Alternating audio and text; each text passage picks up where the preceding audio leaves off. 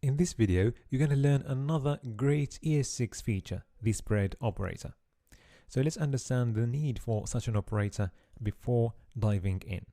So let's go for a simple example where you use the method min of the math object. So if you try 3, 5, 1, 3, 6, 9, for example, then you know that the result is going to be 3. And that's the minimum of these numbers.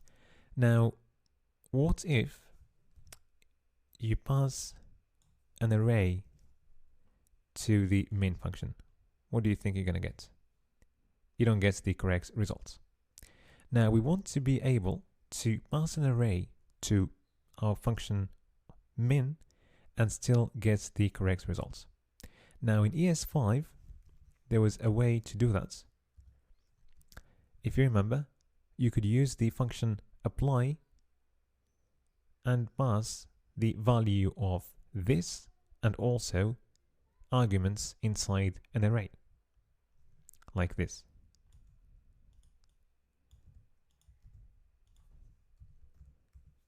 So apply, as a quick reminder, we'll call a function with a given this value, which you specify, and then you pass the arguments as an array.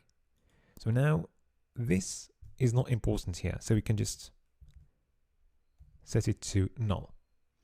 And we are interested in this array, which should be converted to a list of arguments used by the function min. So let's see if we get the correct results this time. And here we go, that works. All right, now in ES6, you can use the spread operator, which will make your coding a lot easier in this scenario. So how does it work? So you can actually use the array straight away, like that, but with the spread operator just before the array. So this operator will turn your array to a list of arguments. And if you try, you get the correct results. Okay, so this works as well if you place an array inside a list of arguments. So let's say that you've got an array 3, 4, and 17, for example, and you place this array x inside a list of other elements.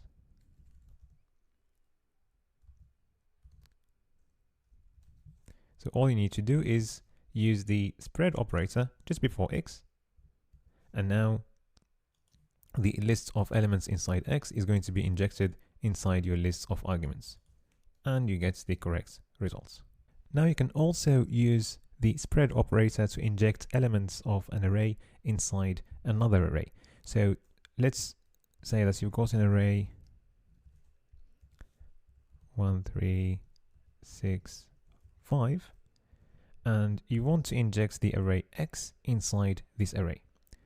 So to do this, all you need to do is go to the position where you'd like to insert x and place x there, like this, and use the spread operator just before x.